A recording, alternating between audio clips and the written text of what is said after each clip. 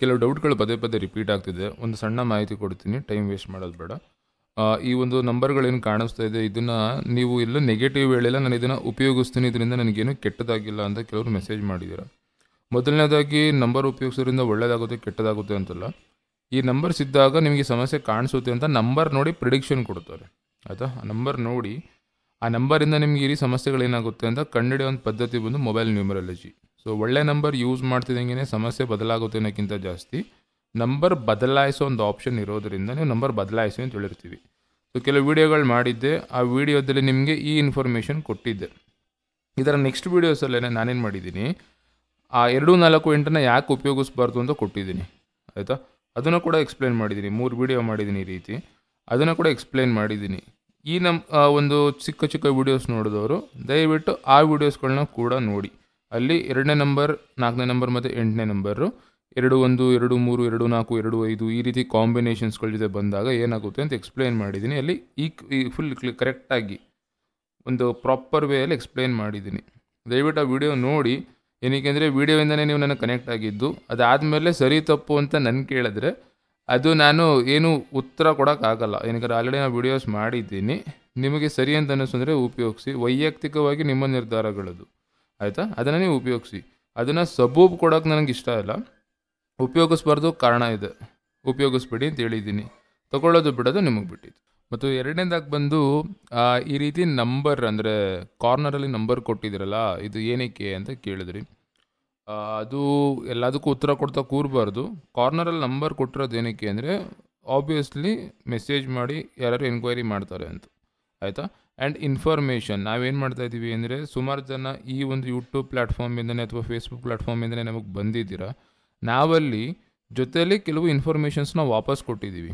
ಅದಾಗಿ ನಿಮ್ಮ ನಂಬರ್ ಸಿಕ್ಕಿದಾಗ ನಾವು ಫೋನ್ ಮಾಡೋದಾಗಲಿ, ಮೆಸೇಜ್ ಮಾಡೋದಾಗಲಿ, ಬೇರೆ ಏನಾದ್ರು ಕಳಿಸೋದಾಗಲಿ ಏನೂ ಮಾಡಿಲ್ಲ. ಇನ್ಕ್ಲೂಡಿಂಗ್ ಕ್ಲಾಸಸ್ ಕೂಡ ನಾವು ಪ್ರಮೋಟ್ ಮಾಡಿಲ್ಲ. ಸೊ ನಾವು ಏನಕ್ಕೆ ನಂಬರ್ ಕೊಟ್ಟಿದ್ದೀವಿ ಅಂದರೆ, ಆಬ್ವಿಯಸ್ಲಿ ನಂಬರ್ ಕೊಡೋದು ಕಾಂಟ್ಯಾಕ್ಟ್ ಮಾಡಲಿ ಅಂತ. ಸೊ ಕಾಂಟ್ಯಾಕ್ಟ್ ಮಾಡಲಿ ಅಂತ ಅಂದ್ಬಿಟ್ಟು ಕೊಟ್ಟಿದ್ದೀರಿ ಅಷ್ಟೇ. ಅದಕ್ಕೆ ಫೋನ್ ಮಾಡಿ ಅಥವಾ ಮೆಸೇಜ್ ಮಾಡಿ ಕೇಳಿ ಅಂತ ಹೇಳಿದ್ವಿ. ಮೆಸೇಜ್ ಮಾಡ್ತಿದ್ದೀರಾ, ಮೆಸೇಜಲ್ಲಿ ನಿಮ್ಮ ನಂಬರ್ಸ್ ಒಂದು ಎನ್ಕ್ವೈರಿ ಮಾಡ್ತೀರಾ, ಮೊಬೈಲ್ನ ಮತ್ತು ನೇಮ್ ಒಂದು ಕೇಳ್ತೀರಾ, ಅದಾದಮೇಲೆ ಡಿಸ್ಕನೆಕ್ಟ್ ಆಗ್ತದೆ. ಫ್ಯೂಚರಲ್ಲಿ ಯಾವತ್ತಾರು ಆಸ್ಟ್ರಾಲಜಿ ಟಾಪಿಕ್ಗಳು ಸ್ವಲ್ಪ ಸೀರಿಯಸ್ ಆಗಿ ಬೂಮಿಂಗಲ್ಲಿ ಬಂದಾಗ ಆಗ ನಾವು ಮುಂದೆ ಮಾತಾಡಬಹುದು. ನಂಬರ್ ಬಂದು ಕನೆಕ್ಟಿಂಗ್ ಪರ್ಪಸ್ಗೋಸ್ಕರ, ಆದರೆ ಅದನ್ನು ನಂಬರಿಂದ ನಾನು ಪ್ರಮೋಟ್ ಮಾಡೋದೆಲ್ಲ ಹುಚ್ಚಿರಲಿಲ್ಲ, ಮುಂದೆ ಕೂಡ ಇಲ್ಲ. ಈಗ ಆ ನಂಬರೇ ನನಗೆ ಪ್ರಾಬ್ಲಮ್ ಆಗಿದೆ. ನಂಬರ್ ಕೊಟ್ಟಿದ್ದೀರಾ, ನಾವು ಕಾಲ್ ಮಾಡ್ತೀವಿ, ರಿಸೀವ್ ಮಾಡಲ್ಲ. ಏನಕ್ಕೆ ಅಂತಂದರೆ ಮೆಸೇಜ್ ಮಾಡಿ ಕೇಳ್ಕೊಳ್ಳಿ ಅಂತ ಹೇಳಿದ್ದೆ, ಕನ್ಸಲ್ಟೇಷನ್ಸ್ ಫೋಕಸ್ ಮಾಡ್ತಿದ್ದೀರಾ. ನಮ್ಮದು ಒಂದು ವಿಷನ್ ಬಂದು ಬೇರೆ ಇತ್ತು. ಸೊ ಕನ್ಸಲ್ಟೇಷನ್ಸು ನಾನು ಸುಮಾರು ಸಲ ಕ್ಲಾಸಸ್ಸಲ್ಲಾಗಲಿ ವೀಡಿಯೋಸಲ್ಲಾಗಲಿ ಹೇಳಿದ್ದೆ, ಕನ್ಸಲ್ಟೇಷನ್ ಮೇಲೆ ನಾವು ಫೋಕಸ್ ಮಾಡ್ತಿಲ್ಲ, ಅದು ನೀವು ಕಲ್ತಿರೋರು ಮಾಡಿ ಅಂತ. ಸೊ ಕನ್ಸಲ್ಟೇಷನ್ ಯಾರು ಪುಷ್ ಮಾಡ್ತಿದ್ದೀರಲ್ಲ, ಕನ್ಸಲ್ಟೇಷನ್ ಕೊಡ್ತಿಲ್ಲ ಅಂತ, ಅವರೇ ಈ ಕ್ವಶನ್ ಕೇಳ್ತಾರೆ, ಅದು ನಂಬರ್ ಯಾಕೆ ಕೊಟ್ಟಿದ್ದೀರಾ ನೀವು, ಕನ್ಸಲ್ಟೇಷನ್ ಕೊಡಲ್ಲ ಅಂತಂದರೆ ಅಂತ. ಕನ್ಸಲ್ಟೇಷನ್ ಕೊಡಬೇಕಂದ್ರೆ ಅದು ಅದರದ್ದೇ ಪದ್ಧತಿಲಿ ಕ್ಲೀನಾಗಿ ಮೇಂಟೈನ್ ಮಾಡಬೇಕು ಅನ್ನೋ ನನ್ನ ನಂಬಿಕೆ. ನಾವೆಲ್ಲಿ ಕಲ್ತೀವಿ ಅಲ್ಲಿ ಇದನ್ನು ಉಪಯೋಗಿಸ್ಬೇಕಾದ್ರಿಂದ ಸರಿಯಾದ ರೀತಿಯಲ್ಲಿ ನಾವಿರಬೇಕು, ಇಲ್ಲಾಂದರೆ ನಮ್ಮ ಬಾಯಿಂದ ಬರೋ ಅಂಥವು ಸರಿ ಬರಲ್ಲ. ಸೊ ನನಗೆ ಆ ಒಂದು ರುಟೀನ್ನ ಮೇಂಟೈನ್ ಮಾಡೋಕ್ಕಾಗದೇ ಇರೋ ಕಾರಣದಿಂದ, ನನ್ನ ಬೇರೆ ಕೆಲಸಗಳಿರೋದ್ರಿಂದ ನಾನು ಕನ್ಸಲ್ಟೇಷನ್ಸ್ಗಳು ಮಾಡ್ತಿಲ್ಲ, ಆಯಿತಾ. ಅದಕ್ಕೆ ಆನ್ಸರ್ ಮಾಡೋ ಅವಶ್ಯಕತೆ ಇರಲಿಲ್ಲ, ಬಟ್ ಅದೇ ಕ್ವಶನ್ ಪದೇ ಪದೇ ಕೇಳ್ತಾ ಇದ್ದೀರಾ, ಅದಕ್ಕೋಸ್ಕರ ಆನ್ಸರ್ ಮಾಡ್ತಾಯಿದ್ದೀನಿ. ಆ್ಯಂಡ್ ಲಾಸ್ಟ್ಲಿ ಬಂದು ಈ ನ್ಯೂಮರಾಲಜಿ ಎಲ್ಲರಿಗೂ ಏನಕ್ಕೆ ಏನು ಅನ್ನೋದು ಗೊತ್ತಾಯಿತು, ಒಂದು ಹೇಳ್ತೀನಿ ಸಿಂಪಲ್ಲಾಗಿ ಒಂದೆರಡು ನಿಮಿಷದಲ್ಲಿ. ನಾವು ಕ್ಲಾಸಸ್ ಕಲ್ತಾದಮೇಲೆ ಅಂದರೆ ನಮ್ಗೆ ಯಾರು ಹೇಳ್ಕೊಟ್ರು, ಅವರ ಲೈಕ್ ಒಂಥರ ದಾನ ಥರ, ಅಂದರೆ ನಿಮಗೆ ವಿದ್ಯಾದಾನ ಆ ಥರ ಏನೋ ಹೇಳ್ಕೊಟ್ರು, ಪದ್ಧತಿ ಬೇರೆ ಥರ ಇತ್ತು. ಇದಲ್ಲ ನ್ಯೂಮರಾಲಜಿ ಅಲ್ಲ, ಆಸ್ಟ್ರಾಲಜಿ. ಆ ಟೈಮಲ್ಲಿ ಒಂದಷ್ಟು ಅಂದರೆ ಕಮಿಟ್ಮೆಂಟ್ ಆಗಿ, ಗುರುದಕ್ಷಿಣೆ ಅಂತ ಅಂದ್ಕೊಳ್ಳಿ ಅಥವಾ ಅವರ ಒಂದು ಕಮಿಟ್ಮೆಂಟ್ ಥರ ಆಗಿ ನಮಗೆ ಒಂದು ಕಾರ್ಡ್ನ ತೆಗಿಯೋಕ್ಕೆ ಹೇಳಿದರು. ಒಂದಷ್ಟು ಆಪ್ಷನ್ಗಳನ್ನ ಫೋಲ್ಡ್ ಮಾಡಿ ಕಾರ್ಡ್ ತೆಗಿಯೋಕ್ಕೆ ಹೇಳಿದರು. ತೆಗೆದಾಗ ನನಗೆ ಬಂದಿದ್ದು ಇದು ಎಜುಕೇಷನ್ ಫಾರ್ ಎವ್ರಿ ಒನ್ ಅಂತ, ಅಂದರೆ ಆಸ್ಟ್ರಾಲಜಿ ಫಾರ್ ಎವ್ರಿ ಒನ್ ಅಂತ ಬಂದಿತ್ತು. ಇದರ ಅರ್ಥ ಏನು ಅಂತ ಕೇಳಿದಕ್ಕೆ, ನಿನಗೆ ಯಾವ ರೀತಿ ಬರಬೇಕು ಆ ರೀತಿ ಮಾಡು ಅಂತ. ಸೊ ನನಗೆ ಎಲ್ಲೋ ಒಂದು ಕಡೆ ನಾವೇನಾದರೂ ಜನಗಳಿಗೆ ಕೊಡ್ತೀವಿ ಅಂದರೆ ಏನು ಕೊಟ್ಟರು ಮರೀತಾರೆ, ವಿದ್ಯೆ ಮತ್ತು ತಿಳುವಳಿಕೆಯಲ್ಲಿ ಮರೆಯಲ್ಲ ಅಂತ. ನಾನು ಆ ವ್ಯಕ್ತಿನ ಸಾಯೋವರೆಗೂ ಮರೆಯೋಕ್ಕಾಗಲ್ಲ. ಎಲ್ಲೋ ಒಂದು ಕಡೆ ನನಗದು ಸರಿ ಅನ್ನಿಸ್ತು, ಅದೇ ಕಾರಣಕ್ಕೆ ನಾನು ಕ್ಲಾಸಸ್ ಮಾಡ್ತಾ ಹೋಗಿದ್ದೀನಿ. ಯಾರಿಗೂ ಇಂಪ್ರೆಸ್ ಮಾಡೋಕ್ಕಾಗಲ್ಲ, ಏನೂ ಅಲ್ಲ, ಇದು ನನ್ನ ಖುಷಿ ಅಷ್ಟೇ. ನಾನು ಒಬ್ಬರ ಹತ್ರ ಮಾತಾಡ್ತಾ ಇರ್ತೀನಿ ಅಥವಾ ಒಂದು ಕಂಪ್ಯೂಟರ್ ಮುಂದೆ ಕೂತ್ಕೊಂಡು ಮಾತಾಡ್ತಾ ಇರ್ತೀನಿ, 100 ಜನ, ಒಂದು 200 ಜನ, 300 ಜನಕ್ಕೆ ಇದು ಒಂದು ವಿಷಯಗಳು ಹೋಗ್ತವೆ. ಅದರಿಂದ ಒಂದು 2-3 ಉಪಯೋಗ ಆಗುತ್ತೆ ಅಷ್ಟೇ ಇದ್ದಿದ್ದು.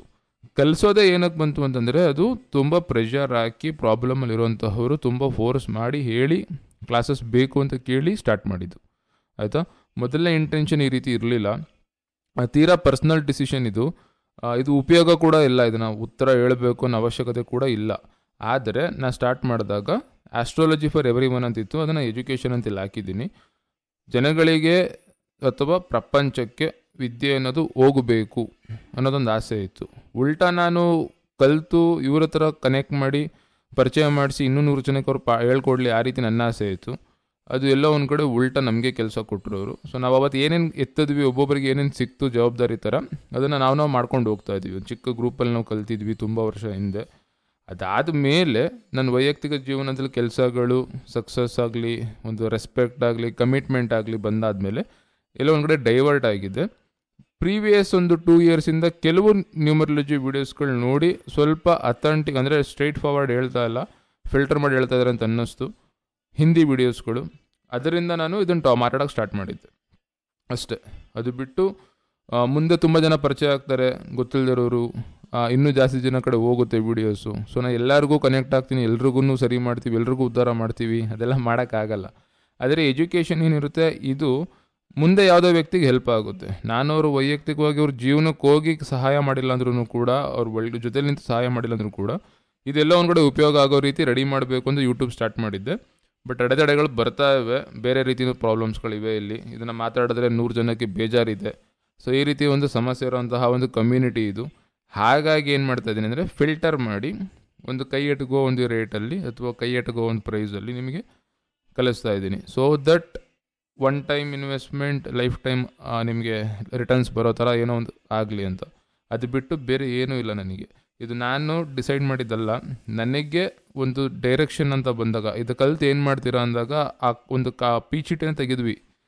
ಅಲ್ಲಿ ಒಬ್ಬೊಬ್ಬರಿಗೆ ಒಂದೊಂದು ಬಂತು, ನನಗಿದು ಬಂತು. ಆವತ್ತಿಂದ ನಾನು ತುಂಬ ಟ್ರೈ ಮಾಡಿ, ತುಂಬ ಕಡೆ ಬುಕ್ಸ್ ಆಗಲಿ ಬ್ಲಾಗ್ಸ್ ಆಗಲಿ ಎಲ್ಲನೂ ಟ್ರೈ ಮಾಡಿದ್ದೆ. ಎಲ್ಲ ಒಂದು ಕಡೆ ಕೊನೆಗೆ ಬಂದು ಯೂಟ್ಯೂಬ್ ಈಸಿ ಇದೆ, ವೀಡಿಯೋಸ್ ಮಾಡಿ ಎಕ್ಸ್ಪ್ಲೈನ್ ಮಾಡು ಅಂತ ಅನಿಸ್ತು. ಸೊ ಹಂಗಾಗಿ ಅದನ್ನು ಸ್ಟಾರ್ಟ್ ಮಾಡಿದ್ದೆ. ಇಲ್ಲೇ ಕನ್ಫ್ಯೂಷನ್ಗಳು ಸ್ಟಾರ್ಟ್ ಆಗಿದೆ, ಕನ್ಫ್ಯೂಷನ್ಗಳನ್ನ ಕ್ಲಿಯರ್ ಕೂಡ ಮಾಡ್ತಾ ಹೋಗ್ತಾ ಇದ್ದೀನಿ.